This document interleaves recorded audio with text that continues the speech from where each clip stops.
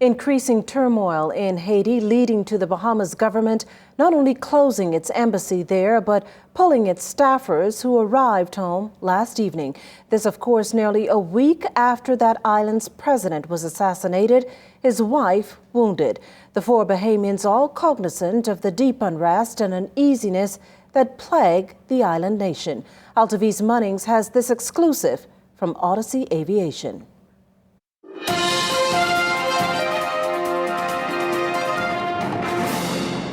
Bahamas Defense Force aircraft landed at Odyssey Aviation at exactly 8:11 p.m. Sunday, with the four diplomatic staff members of the Bahamas Embassy in Haiti on board.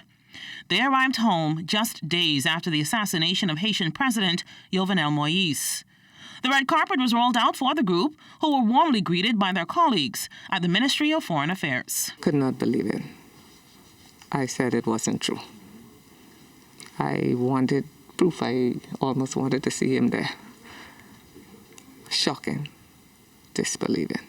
And immediately after the news was released, Chargé d'Affaires at the Bahamas Embassy in Haiti, Betty Greenslade, got to work to make sure the four diplomatic and 11 support staff members were all safe. The day of the assassination it was as if you could hear a pin drop. Really, really quiet. And people we were all in shock. I think whichever or whomever enemies he had, even they were in shock. For us, the embassy was closed. And that was out of, I guess, for the most part, fear of not knowing what's going to happen. And indeed, afterwards, a state of siege was called. So we respected that. The embassy was closed.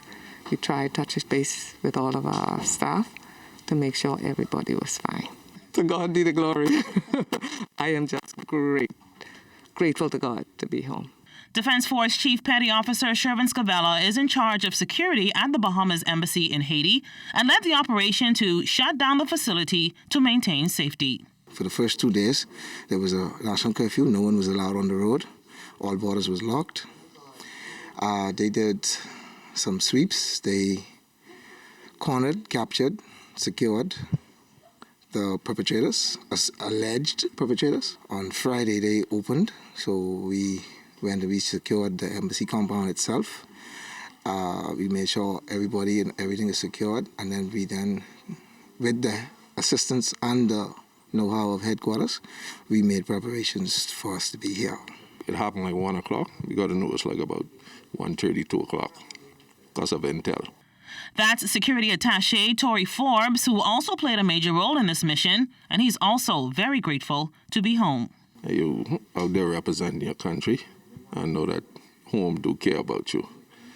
Persons at Foreign Affairs and the Prime Minister and the Minister, yes, they did well. Former Defense Force officer, now Minister of Foreign Affairs, the Honorable Darren Henfield, knows exactly what it takes to maintain law and order. I joined the Defense Force in 1981. We had a nascent air wing that simply focused on maritime patrol and reconnaissance in our region. But here we are now, 48 years as an independent country, and we can send our Defense Force. And I want to commend Commodore King and the Minister of National Security, who cooperated with us fully. Altaviz Munnings, ZNS Network News. If you missed anything, we've got you covered. Subscribe to our ZNS Network YouTube channel and follow us on our social media platforms, Facebook, Instagram, and Twitter for breaking news, live event coverage, web exclusives, and much more.